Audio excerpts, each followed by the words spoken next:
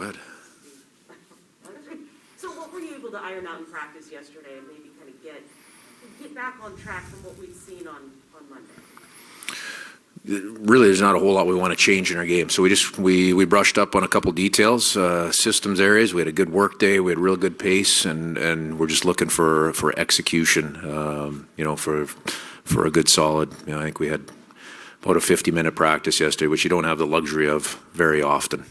When you talked Monday about the defensemen getting into that rush a little bit late and wanting them to do that sooner, is that just a point of emphasis that you need to make with them and remind them, or is there something else that needs to happen?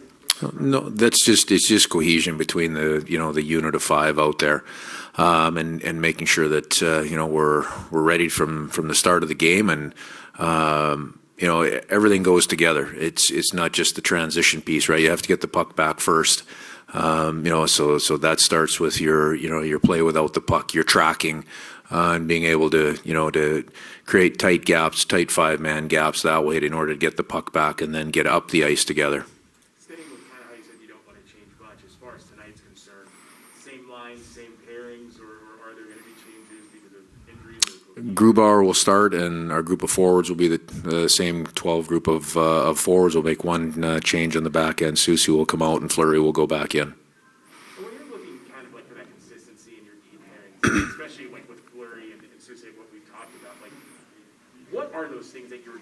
Is it going back to, like we said, more the roles thing, or is it other things than just roles? We're going to go back to the pair of Dunn and Fleury, which has been a good pair, and these are all difficult decisions. Sue's coming off a good performance, a solid performance in Edmonton, so he's the guy that will be out of the lineup tonight, but he had a solid performance in Edmonton. In the past, Dave, you stressed sort of the importance of trying to generate more puck possession in the second period. You guys have, at least from our perspective, had some really good second periods of late. What stood out to you about what's made those periods so successful of late?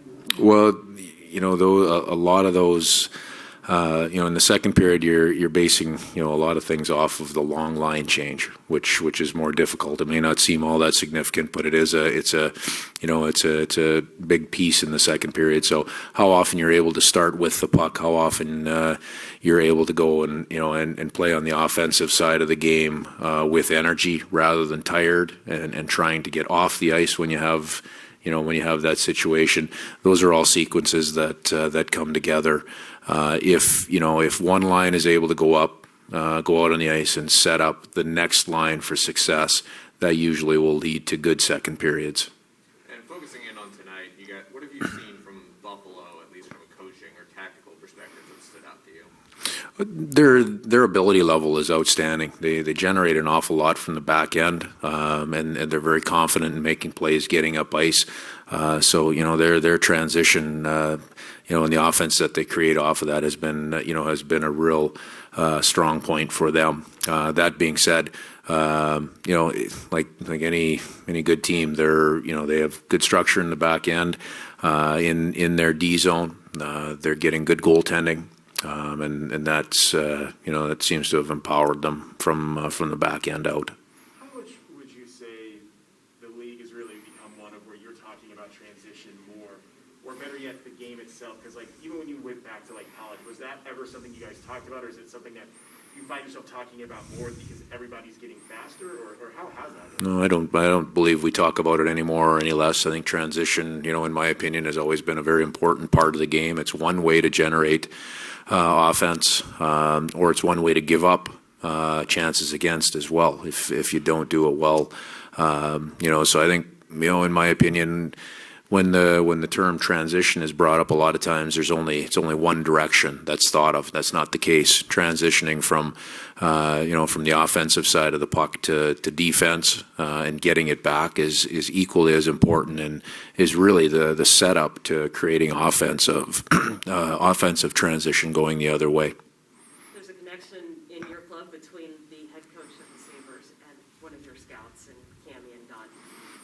Can you see how Cammy could have potentially beat him as kids, given her competitive nature? Is there something you've learned about her? I would have loved to have been at the kitchen table when there was one piece of chicken left on the plate. That would be interesting.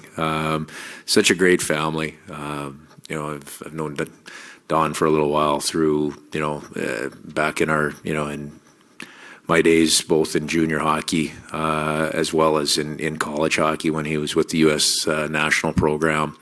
You know, of course, their brothers at the University of Wisconsin and doing great things there. And Cami, it goes, you know, without saying the things that she's been able to accomplish. So a lot of, it's a great family. Well, good. Oh, Thank you.